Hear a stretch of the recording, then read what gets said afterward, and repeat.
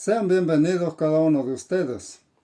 Es un honor estar aquí compartiendo con ustedes la predicación que tuvimos el 22 de febrero en un culto muy especial de celebración y agradecimiento a Dios por cumplir 47 años como iglesia.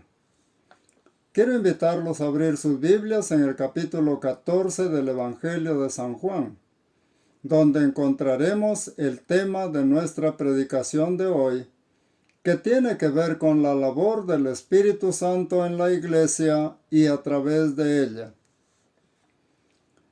En este capítulo, escrito por el apóstol Juan, el Señor Jesús menciona varias veces en esa noche la promesa de que enviaría el Espíritu Santo para que estuviera con la iglesia para siempre. Vamos a leer los versículos 15 al 17. Si me amáis, guardad mis mandamientos. Y yo rogaré al Padre, y os dará otro Consolador, para que esté con vosotros para siempre. El Espíritu de verdad, al cual el mundo no puede recibir, porque no le ve ni le conoce, pero vosotros le conocéis, porque mora con vosotros y estará en vosotros. Aquí el Señor Jesús nos dice que su voluntad es que los creyentes le obedezcan. Desde el momento en que cada pecador se arrepiente, debemos entender que nos hemos arrepentido de la desobediencia a Dios. Hemos abandonado el pecado para volvernos a Dios y empezar una nueva vida en armonía con Él. Y no podemos vivir una vida en armonía con Él si no le obedecemos. Por esa razón, nuestro Señor dijo que la manifestación del amor hacia Él se expresa a través de la obediencia. Nadie que diga que ama a Dios, cree en Dios, que se ha entregado a Dios y que no le obedece, puede estar manifestando que realmente es un cristiano. El Señor Jesús dijo con toda claridad: si me amáis, guardad mis mandamientos. Y más adelante dijo: el que me ama, mi palabra guardará. El que no me ama, no guarda mi palabra. Está clarísimo, ¿verdad? Pero, ¿en qué fuerza pueden los creyentes obedecer lo que Dios nos manda? Si hemos estado acostumbrados a vivir en desobediencia, ¿cómo es que ahora vamos a poder obedecer? ¿Cómo podemos poner en práctica aquello que es agradable a Dios? Y es aquí donde el Señor Jesús nos ofrece hacer algo para aquellos que le aman y le obedecen por amor, no por fuerza, sino por gratitud. Él dice: y yo rogaré al Padre y os dará otro Consolador. Cuando Él dice otro Consolador, se refiere a otro semejante a Él, porque Él ya se va a ir. El Señor Jesús está conversando con ellos en la noche en la que será entregado, y a las 9 de la mañana del día siguiente estará siendo crucificado. Entonces Él dice: para que esté con vosotros para siempre. ¿Y quién es ese Consolador o Paracletos, como se lee en el griego?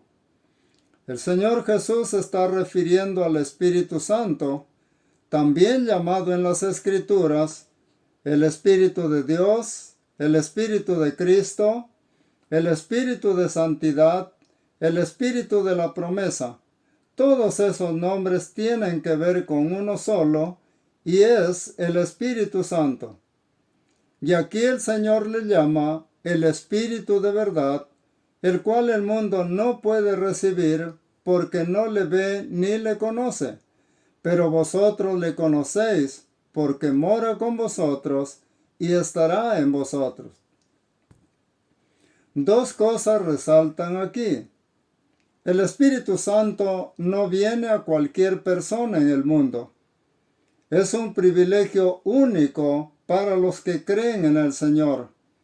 Solamente los creyentes pueden recibir el Espíritu Santo, el cual puede habitarlos para ayudarles en esa nueva vida de comunión con Dios.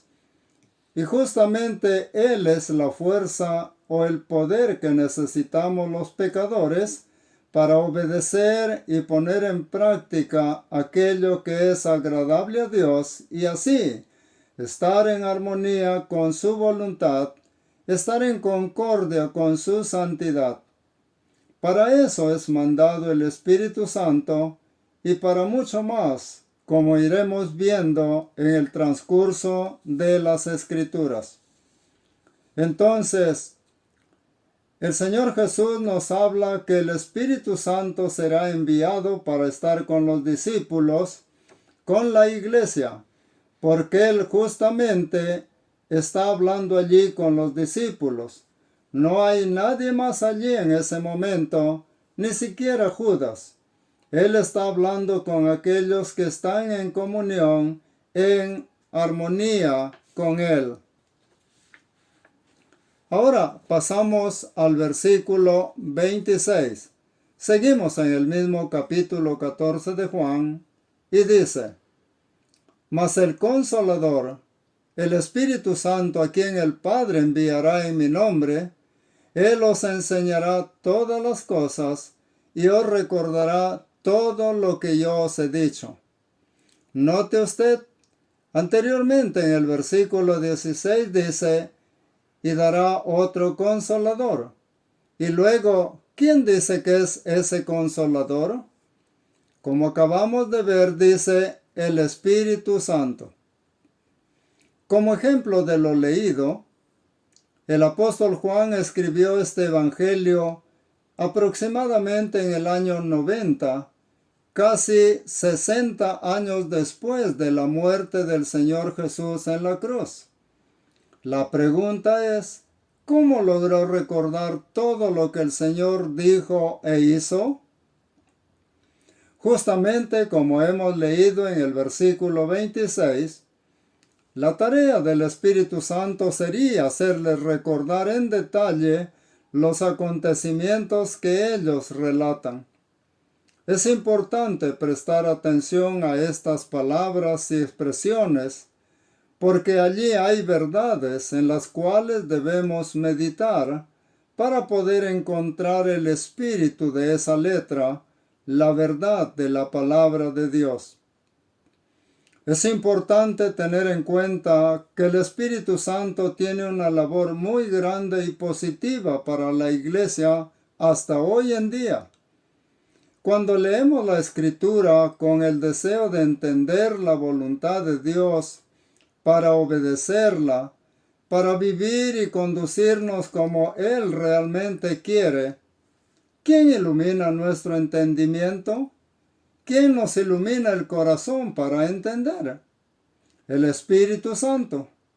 Cada uno de nosotros, por la gracia de Dios y la ayuda del Espíritu Santo, podemos ir creciendo en el entendimiento de su voluntad. Entonces, el Espíritu Santo es quien nos guía hacia la verdad, quien nos da sabiduría y comprensión para entender la voluntad de Dios y vivir de acuerdo a ella. El mundo no le ve ni le conoce, en cambio nosotros conocemos al Espíritu Santo porque Él mora en nosotros. Sentimos su presencia y sobre todo cuando nos consagramos a vivir para Dios, entonces sentimos su acción.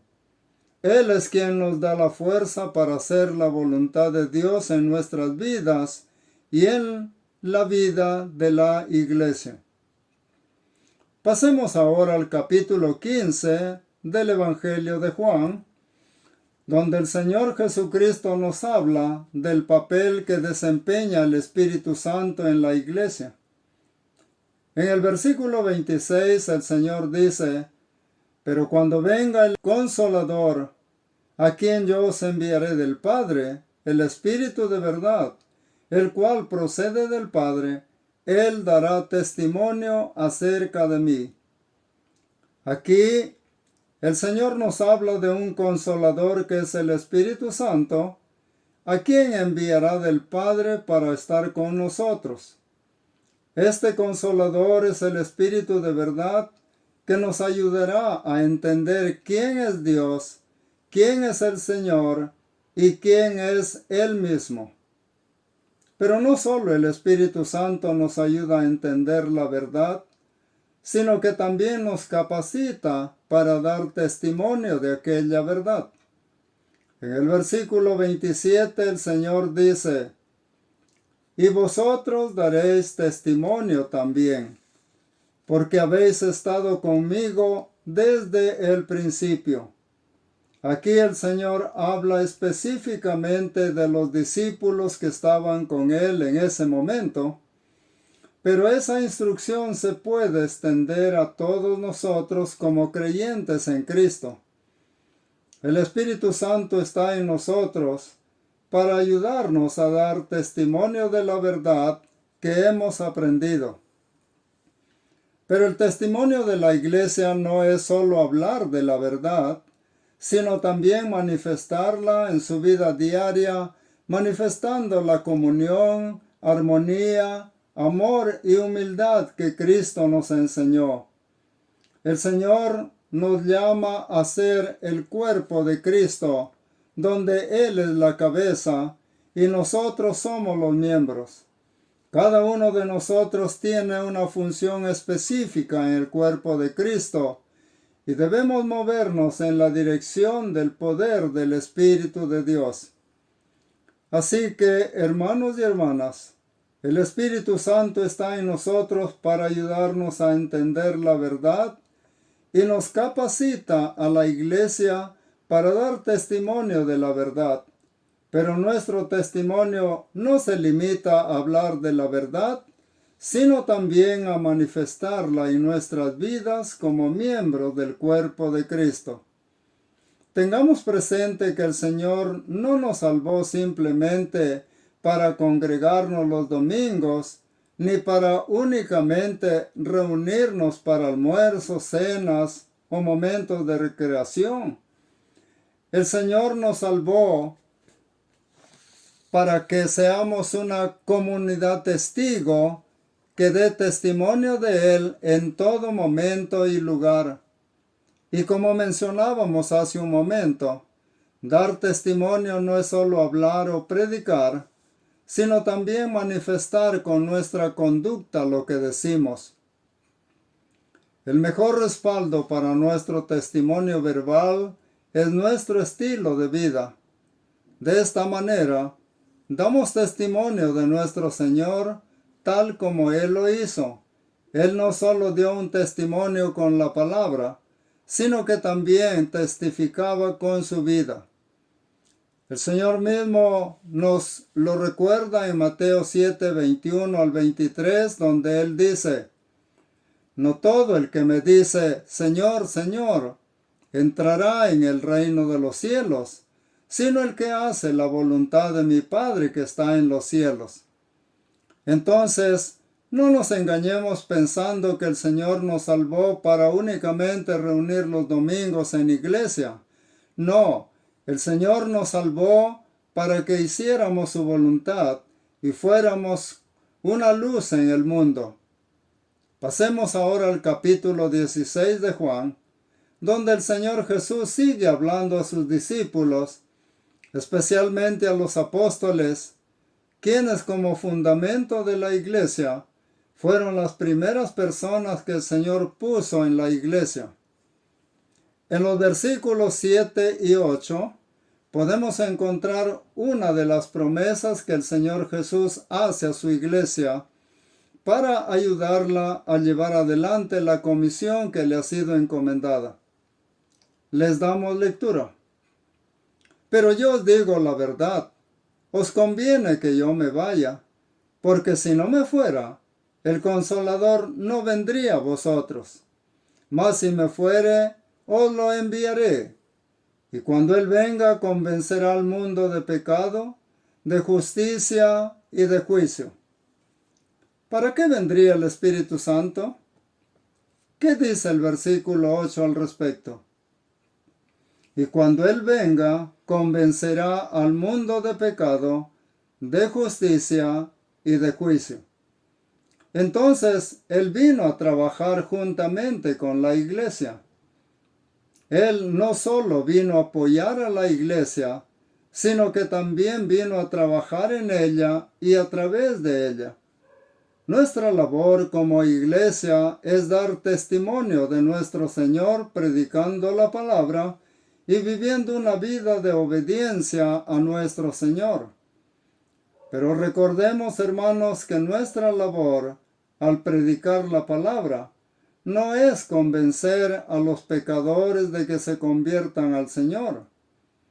¿Cree usted que nosotros, viviendo una vida impecable y también dando testimonio claro y verdadero de la palabra, vamos a convencer a los pecadores que se conviertan al Señor? No, esa no es nuestra labor. Como hemos visto, esa labor le compete únicamente al Espíritu Santo. De tal forma que mientras la iglesia testifica con la palabra y con su vida, el Espíritu Santo va a estar haciendo entender a la gente la verdad. Recordemos que la gente que aún no es salva está en un estado de entendimiento entenebrecido, tal como el apóstol Pablo menciona en 2 de Corintios capítulo 4. Y él dice, pero si nuestro evangelio está aún encubierto, entre los que se pierden está encubierto, en los cuales el Dios de este siglo cegó el entendimiento de los incrédulos, para que no les resplandezca la luz del evangelio de la gloria de Cristo, el cual es la imagen de Dios.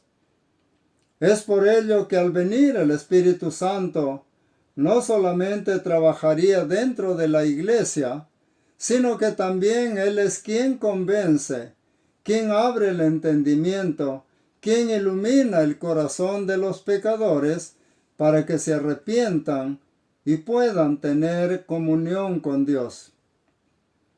Pasamos ahora al libro de Hechos, en el capítulo 1, versículos del 4 al 8. Vemos allí que el Señor Jesús les dice a sus discípulos que no se vayan de Jerusalén hasta que reciban la promesa del Padre, la cual es el Espíritu Santo, y le damos lectura. Y estando juntos, les mandó que no se fueran de Jerusalén, sino que esperasen la promesa del Padre, la cual les dijo, oísteis de mí. Porque Juan ciertamente bautizó con agua, mas vosotros seréis bautizados con el Espíritu Santo dentro de no muchos días.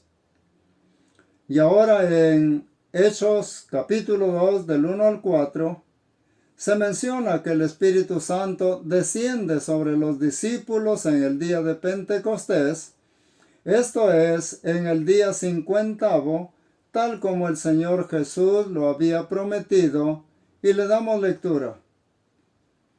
Cuando llegó el día de Pentecostés, estaban todos unánimes juntos, y de repente vino del cielo un estruendo como de un viento recio que soplaba, el cual llenó toda la casa donde estaban sentados. Y se les aparecieron lenguas repartidas como de fuego, asentándose sobre cada uno de ellos, y fueron todos llenos del Espíritu Santo, y comenzaron a hablar en otras lenguas, según el Espíritu les daba que hablasen. Es importante que consideremos que en el momento en que la iglesia fue bautizada con el Espíritu Santo, Dios públicamente declaró que ese grupo de personas, tan despreciado y minúsculo para muchos, es ahora su representante en la tierra hasta que Él regrese. Así como en el Antiguo Testamento, la gloria de Dios llenó el tabernáculo que Moisés construyó, lo cual no solo acreditaba a Moisés como su siervo, sino que también acreditaba a ese lugar como el lugar desde donde Dios se manifestaría al pueblo. Y así como cuando el pueblo de Israel ya fue un reino, y Salomón edificó un magnífico templo, se menciona que la gloria de Dios llenó el templo, y con eso Dios estaba diciendo, esta es ahora mi casa. Así también, con el bautismo del Espíritu Santo sobre la iglesia, y ese extraño sonido como de un viento recio que llenó toda la casa donde estaban sentados, lo cual llamó la atención de todos los judíos de diferentes nacionalidades que se habían reunido allí. Dios acreditaba a la iglesia como su nueva casa, por medio de la cual Él se manifestaría. Por eso, cada una de las iglesias somos la casa de Dios. No es el edificio o templo donde la iglesia se reúne. El Señor no va a venir por templos, sino por gente redimida, gente salvada, quienes se han arrepentido de corazón. Pero, ¿qué significa todo esto para nosotros como iglesia? Bueno, para ello demos lectura a Hechos 1:8. Dijo el Señor, pero recibiréis poder cuando haya venido sobre vosotros el Espíritu Santo, y me seréis testigos en Jerusalén, en toda Judea, en Samaria y hasta lo último de la tierra. Esto nos muestra que el plan del Señor Jesús no solo se limitaba a los apóstoles como individuos para el trabajo en su obra, más bien ellos serían los primeros miembros que encaminarían y serían la base para su iglesia, y el Espíritu Santo sería quien daría poder a todos los creyentes para ser testigos de Cristo y llevar su mensaje al mundo entero. Esto lo comenzamos a ver en Hechos 2, versículos 42 al 47, donde se menciona que la iglesia en Jerusalén se reunía diariamente para orar, partir el pan y estudiar la palabra de Dios juntos. Mientras que en Hechos 4, versículos 31 al 33, vemos que el Espíritu Santo les daba valentía para hablar del Evangelio con toda libertad y sin temor. Hermanos y hermanas, el Espíritu Santo es vital para nuestra vida como iglesia. Él nos da poder para ser testigos de Cristo y llevar su mensaje al mundo. Él nos da valentía para hablar del Evangelio sin temor. Él nos guía y nos consuela en todo momento. Así también, Él nos ayuda a entender las Escrituras y a discernir la voluntad de Dios en nuestras decisiones diarias. También nos da los dones necesarios para servir a los demás y cumplir con nuestro papel en el cuerpo de Cristo. Justamente, si vemos nuevamente en Hechos 2 del 1 al 4, ¿cuál es el primer don que da el Espíritu Santo a aquellos creyentes? Es el don de lenguas. Y fue necesario ese don, ya que según el versículo 5, judíos de diversas nacionalidades fueron a participar de la festividad, y allí se menciona que ellos se sorprendieron en gran manera. Y por ejemplo en los versículos 7 y 8 dice, y estaban atónitos y maravillados diciendo, mirad, ¿no son galileos todos estos que hablan? ¿Cómo pues les oímos nosotros hablar cada uno en nuestra lengua en la que hemos nacido? Y allí se menciona partos, medos, elamitas, y sigue mencionando diferentes regiones y ciudades de las cuales habían ido aquellos judíos a la fiesta a Jerusalén. Y entonces el Espíritu Santo les da el don de lenguas, Y esto es hablar un idioma. No es balbuceos, no es tirarse al piso y hacer sonidos extraños. No. Hablar en lenguas es hablar otro idioma o idiomas. Por eso en el versículo 11 y el 12, hablando de la nacionalidad, dice: cretenses y árabes, les oímos hablar en nuestras lenguas las maravillas de Dios. Y estaban todos atónitos y perplejos, diciéndose unos a otros: ¿qué quiere decir esto? Ahora, en esta parte final de nuestro estudio, avanzaremos al capítulo 13 del libro de los Hechos, donde el Espíritu Santo comienza a desarrollar otra labor importante: capacitar y llamar a aquellos a los cuales Él va a dar un ministerio para que desempeñen. En este capítulo estamos en un lugar muy distante de Palestina. Estamos en Antioquía de Siria, donde dice que había profetas y maestros en la iglesia. Entre ellos Bernabé, Simón, Lucio de Cirene, Manaén y Saulo. Estos son hombres que el Espíritu Santo da a la iglesia y los guía a desempeñar su labor según su voluntad. Justamente en los versículos 2 y 3 y 4 de este capítulo 13 son muy importantes, ya que nos muestran cómo el Espíritu Santo llama a Bernabé y a Saulo para la obra a la que los ha llamado. Les damos lectura. Ministrando estos al Señor y ayunando, dijo el Espíritu Santo: apartadme a Bernabé y a Saulo para la obra a que los he llamado. Entonces, habiendo ayunado y orado, les impusieron las manos y los despidieron. Ellos entonces, enviados por el Espíritu Santo, descendieron a Seleucia y de allí navegaron a Chipre. Vemos que el Espíritu Santo les dijo que los apartaran para su obra, y la iglesia respaldó lo que el Espíritu Santo señaló y ordenó. Así también es importante notar que el Espíritu Santo llama a aquellos que van a ser misioneros, pastores, evangelistas o maestros. De nada sirve estudiar en el mejor seminario del mundo si el Espíritu Santo no lo ha llamado a prepararse para desempeñar una labor específica en su iglesia. Recuerden que Él es quien comisiona y ordena, y la iglesia simplemente respalda lo que Él señala.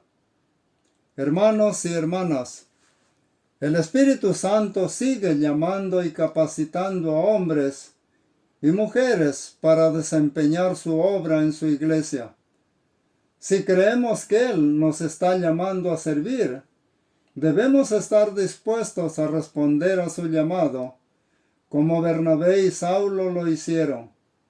Si creemos que el Espíritu Santo nos está llamando a una tarea específica, debemos estar dispuestos a prepararnos, orar y buscar el respaldo de la iglesia. Confiemos en que el Espíritu Santo puede capacitarnos y guiarnos para hacer su obra. No podemos tomar estas cosas a la ligera, porque el llamado de Dios es serio y requiere un compromiso total. Entonces, hemos hablado sobre cómo el Espíritu Santo llama y capacita a los hermanos para enseñar en diferentes lugares según su voluntad. Pero el Espíritu Santo también da dones a los creyentes, y hay mucha discrepancia sobre este tema. Algunos dicen que los dones espirituales ya no existen, mientras que otros creen que todavía hay dones, y especialmente de hablar en lenguas, hacer milagros y expulsar demonios. Pero veamos ahora en Romanos 12, versículos del 3 al 5, y le damos lectura. Dice: digo pues, por la gracia que me es dada a cada cual que está entre vosotros, que no tenga más alto concepto de sí que el que debe tener, sino que piense de sí con cordura, conforme a la medida de fe que Dios repartió a cada uno. Porque de la manera que en un cuerpo tenemos muchos miembros, pero no todos los miembros tienen la misma función, así nosotros, siendo muchos, somos un cuerpo en Cristo, y todos miembros los unos de los otros. Aquí la iglesia es comparada con un cuerpo. Nuestro cuerpo tiene muchos miembros, pero cada uno tiene una función diferente, y así también somos un cuerpo en Cristo, y cada uno de nosotros tiene un don diferente, porque como dicen los versículos del 6 al 8, de manera que, teniendo diferentes dones según la gracia que nos es dada, si el de profecía, úsese conforme a la medida de la fe, o si de servicio, en servir, o el que enseña en la enseñanza, el que exhorta en la exhortación, el que reparte con liberalidad, el que preside con solicitud, el que hace misericordia con alegría. Entonces, según lo leído, ¿dónde están los dones de lenguas, de hacer milagros o de expulsar demonios?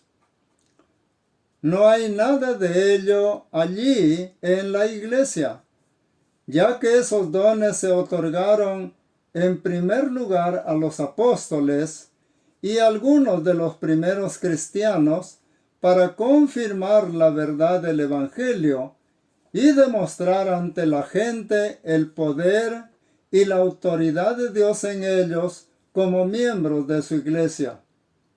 Justamente en Hechos 3, como ejemplo, vemos que Juan y Pedro sanan a un cojo de nacimiento, lo cual demostró el poder de Dios y la autoridad de Pedro y Juan como apóstoles del Señor Jesucristo.